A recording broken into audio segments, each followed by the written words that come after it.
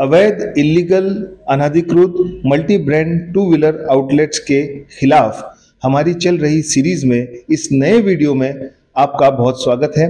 मैं हूं बिलाल शेख और आप देख रहे हैं तहलका न्यूज इंडिया।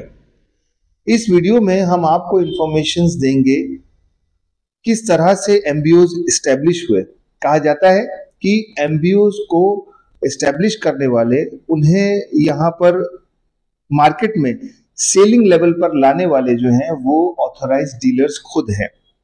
और ये जो बिजनेस है एमबीओज का, ये लगभग 25 से 30 साल से लगातार चलता आ रहा है। प्रश्न यहाँ पर ये उठता है कि जब ये multi brand outlets, two wheeler multi brand outlets जब मार्केट में एस्टेब्लिश हो रहे थे, तब आरटीओ क्या कर रहा था? जब ये सवाल हम किसी आरटीओ ऑफिसर से पूछते हैं तो उनका कहना ये होता है कि वो उस वक्त के तत्कालीन ऑफिसर का काम था, हम तो अभी यहाँ पर नियुक्त हुए हैं। और बात भी सही है कि सरकारी ऑफिसर्स लोगों की नियुक्ति और ट्रांसफर्स होते रहते हैं। तो उस समय के जो ऑफिसर थे, क्या वो एमबीओज को बढ़ावा देने में या उन पर कार्रवाई नहीं करने में दोषी नहीं है? क्या उन पर कार्रवाई नहीं होनी चाहिए? साथ ही साथ उन डीलर्स के ऊपर भी कार्रवाई जरूर होनी चाहिए जिन्होंने सबसे पहले एमबीओज को बढ़ाने के लिए उन्हें गाड़ियां दी। क्या उन डीलर्स के नाम है? क्या उनके ऊपर उस समय कार्रवाई हुई थी? अगर हुई होती तो आज इतना बड़ा जो ये इलीगल, अवैध साम्राज्य जो चल रहा है, ये नहीं चल रहा होता। हमने जब शिकायतें दी तो हमने इस शिकायत में जो हमें उत्तर मिला, जो हमें सूचना मिली, उसमें एक पैटर्न नजर आता है। वो पैटर्न ऐसा है कि एमबीओज के शोरूम में आप जब कभी भी जाएंगे तो गाड़ियां 50, 60, 100 लगभग होती है। वहां पर जब कार्रवाई आरटीओ करता है तो 8 या 10 गाड़ी ही सीज होती है और सिर्फ उनके जो चेसी नंबर होते हैं उन्हें ब्लॉक किया जाता है। गाड़ी को कन्फिस्केट नहीं किया जाता, गाड़ी तब भी वहीं होती है। कहने का मामला यह है कि अगर आप वहां पर कार्रवाई कर रहे हैं तो क्या उन्हें ये पहले से पता चल जाता है कि आरटीओ वहां पर आने वाला है, ताकि वो 8 गाड़ियां आगे रखे, 10 गाड़ियां आगे रखे, बाकी गाड़ियां छुपा दे? अगर किसी को ये पता चल जाए कि उनके शोरूम पर रेड होने वाली है तो क्या वो 8-10 गाड़ियां बाहर रखेगा? ये बहुत बड़ा सोचने का विषय है। दूसरी बात ये कहना चाहूंगा कि कितने डीलर्स के ऊपर, जिन लोगों ने इन्हें गाड़ियां दी हैं, उन पर कार्रवाई आरटीओ ने किया, ये भी अब तक पता नहीं है। जब भी प्रश्न आरटीओ से पूछा जाता है, जवाब एक ही मिलता है कि हम कार्रवाई कर रहे हैं, हम कार्रवाई कर रहे हैं, हम जल्द आपको बता देंगे। कार्रवाई ऐसी हो रही है, ऐसा लग रहा है कहीं लुपा छुपी खेला जा रहा है, कहीं कुछ नहीं समझ आ रहा। सब एमबीओज आज भी खुलेआम खुले हुए हैं, सब डीलर्स आज भी सभी धड़ल्ले से अपना व्यापार कर रहे हैं और जो ऑथराइज्ड डीलर है वो भी धड़ल्ले से इन्हें गाड़ियां दे रहे हैं।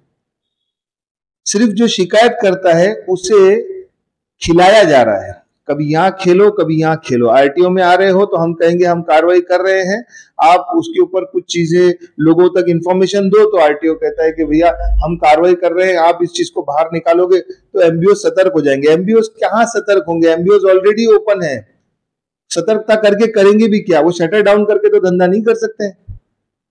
तो कहीं ना कहीं एक बहुत बड़ी शक की जो सुई है वो आरटीओ पर जरूर आ रही है। तो आज इन सभी सवालों का जवाब हम लेंगे। हमारे साथ जुड़ने वाले हैं कांग्रेस पार्टी के जिला उपाध्यक्ष सोहेल खान साहब, और कुछ खुलासे भी वो करने वाले हैं। आइए जानते हैं कि क्या कुछ अब उनको इस वीडियो में और इंफॉर्मेशन देनी है लोगों को। जानते हैं सोहेल खान साहब से। खान साहब, स्वागत है आपका तहलका न्यूज इंडिया में। जी सर, आपका भी स्वागत है कांग्रेस कार्यालय में।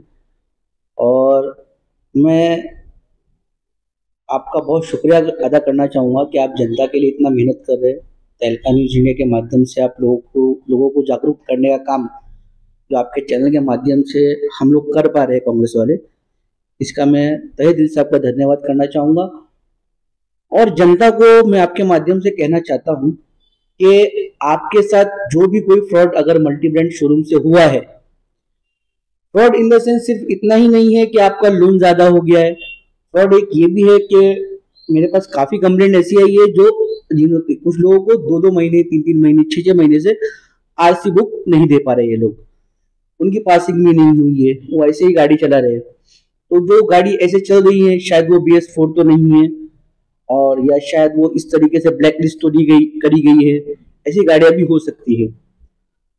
दूसरी बात, एक बात बड़ा सुनने में आती है कि मैं कुछ ही शोरूम्स के नाम लेता हूँ, तो मैंने बहुत सारी वीडियो में आपको बताया है कि 300 से 350 के आसपास ही शोरूम्स हैं। तो इतने नाम लेना एक वीडियो के अंदर पॉसिबल नहीं होता है, बट वंश motor, trademark, Shri Kripa, mirror motor, my scooty, ad bike,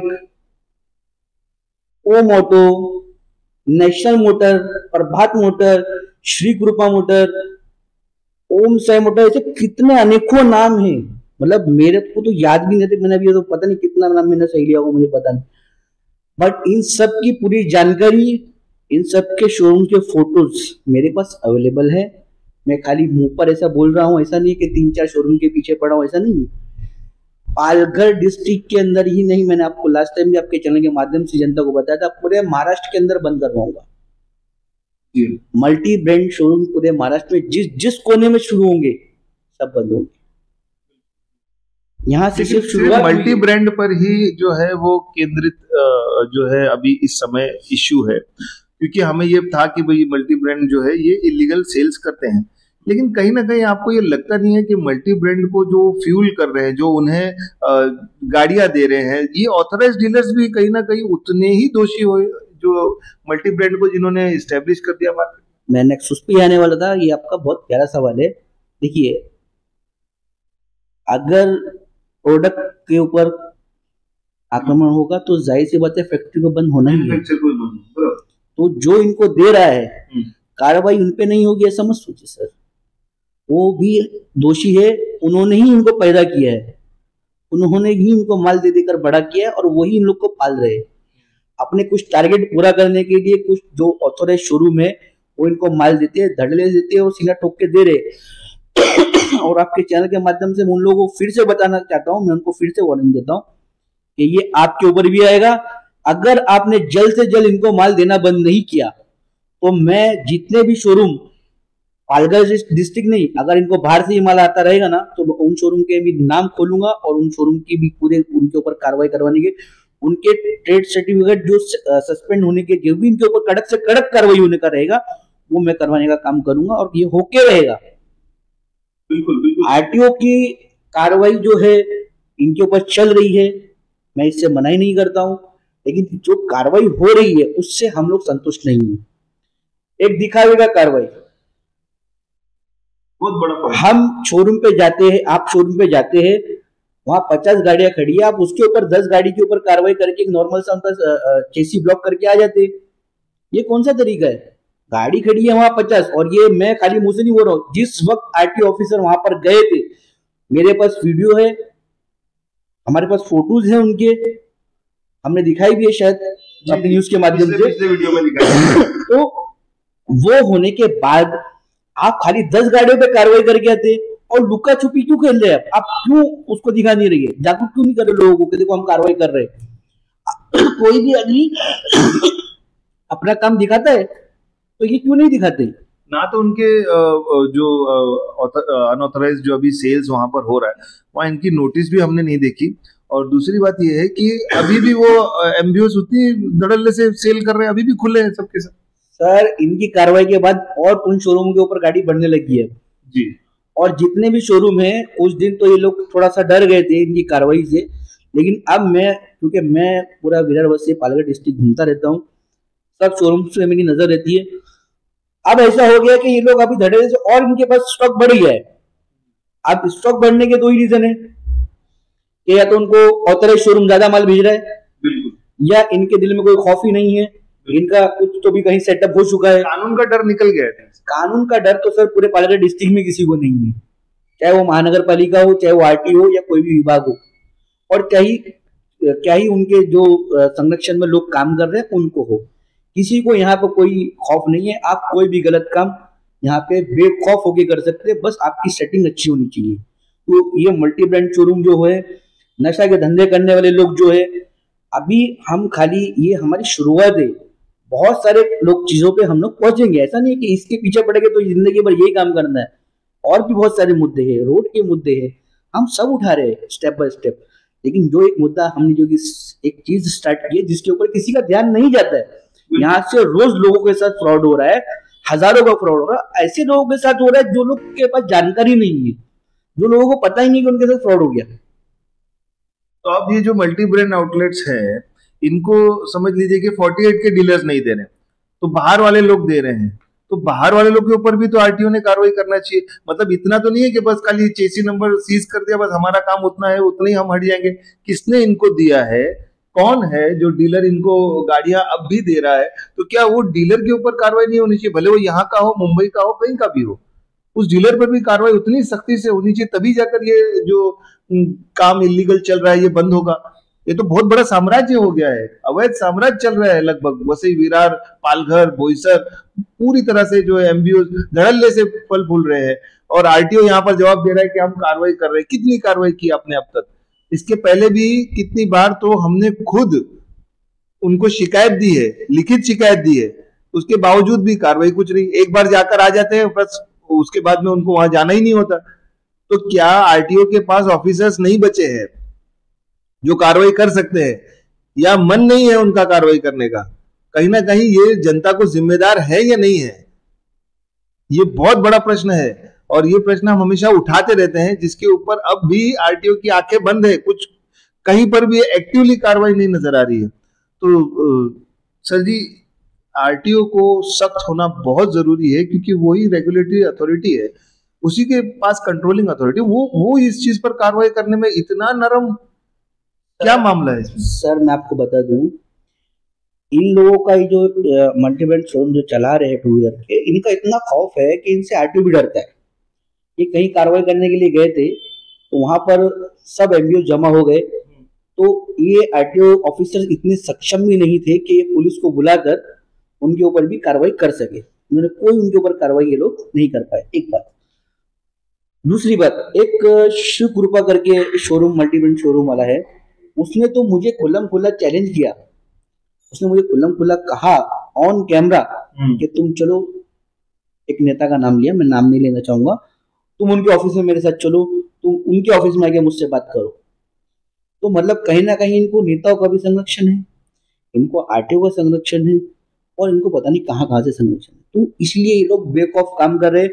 और मुझे लगता है आरटीओ इसी सब के चलते हुए, इसी दबाव की वजह से इन पे खुल के कार्रवाई नहीं कर रहे, खाली दिखाई हुई कार्रवाई। ये 10 चेसिस ब्लॉक कर दी, उसके बाद ठीक है हम बाद में उसको अनब्लॉक भी कर देंगे, वो हो जाता होगा। इसके लिए ऐसा कोई कार्रवाई दिखाए हुए के लिए खाली बस, जैसे मैंने आपको बताया था, तुम मुझे मार मैं रोने जैसा करूंगा, मराठी में कहावत है, वो ही काम आरटीओ भी अब कर रहा है। पहले मल्टी शोरूम वाले कर रहे थे कि हम ऐसा दिखाएंगे, अब आरटीओ भी जो है पूरे ऐसे एक्शन मोड में है। और मैं आरटीओ को आपके चैनल के माध्यम से बता देना चाहता हूँ कि जल्द से जल्द अगर ये शोरूम बंद नहीं किए गए, आरटीओ के बाहर धरना देकर बैठूंगा, और जब तक नहीं उठूंगा जब तक पालघर डिस्ट्रिक्ट के शोरूम बंद नहीं होंगे।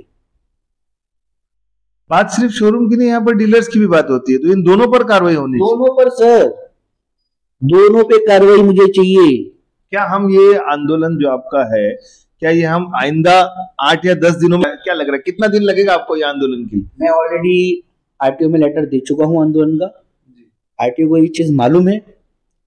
नेक्स्ट स्टेप उठने से पहले अगर आरटीओ अच्छे से कार्रवाई कर देती है तो ठीक है, वो 2 दिन में करे, 4 दिन में करे, 6 दिन में, नहीं तो मैं आंदोलन के लिए तैयार हूँ। कांग्रेस पार्टी आंदोलन से, कांग्रेस पार्टी का कोई पदाधिकारी, कोई बब्बरशेठ आंदोलन से पीछे हटता नहीं है। कब होगा आंदोलन, प्रश्न ये है? मेरे ख्याल से शायद 1 हफ्ते के अंदर। 1 हफ्ते में आप? ये बिल्कुल, हफ्ते भर के अंदर।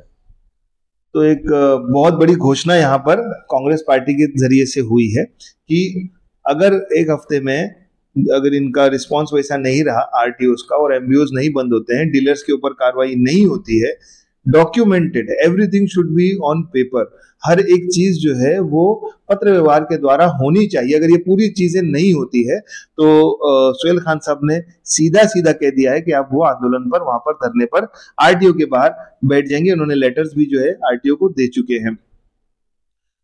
कहना शेष ये रहा कि डीलर्स जो है, अगर 48 के डीलर्स एमबीओस को, मल्टी ब्रांड आउटलेट्स को गाड़ियां नहीं देते हैं, तो बाहर के जो होते हैं, मीरा भाईंदर और मुंबई, थाने, जो पालघर से सटे इलाके हैं, इन लोगों से जो है गाड़ियां आ जाती है एमबीओस को, और वो यहाँ से बेच रहे हैं। मतलब यह है कि जिस तरह से स्मगलिंग होती है गलत चीजों की, उसी तरह से गाड़ियों की हो रही है। एक तरह से कहा जाए तो कि आप अगर नहीं दोगे तो हम बाहर से लेंगे, काम तो हम जरूर करेंगे, इलीगल काम होगा ही, और वो आरटीओ के नाक के नीचे होगा, लोगों की आंखों के सामने होगा, प्रशासन के आंखों के सामने होगा, लेकिन सभी यहाँ पर मजबूर हो जाएंगे कि वो उन पर कार्रवाई नहीं कर सकते। ऐसी क्या शक्ति है, ऐसा कौन इन्हें जो संरक्षण है दे रहा है, और कब ये आरटीओ, कब ये एमबीओस जो है वो बंद होंगे, आरटीओ की कब इन पर कार्रवाई होगी, ये देखना बहुत दिलचस्प होगा।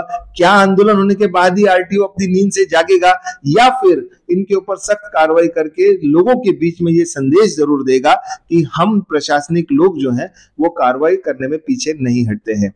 देखते हैं अगले एपिसोड में कि क्या कुछ कार्रवाई जो है वो आरटीओ की तरफ से होती है। हम आपके सामने पेपर्स रखेंगे कि किस तरह से आरटीओ ने क्या क्या कार्रवाई की। अगले वीडियो में हम ये सारी इंफॉर्मेशन आपको देंगे, कब स्टार्ट हुए एमबीओ, क्या क्या कार्रवाई हुई है, कितने उनके पास में कंप्लेंट्स आई है। कैमरामैन अशफाक खान के साथ मैं बिलाल शेख, तहलका न्यूज़ इंडिया के लिए कांग्रेस ऑफिस से।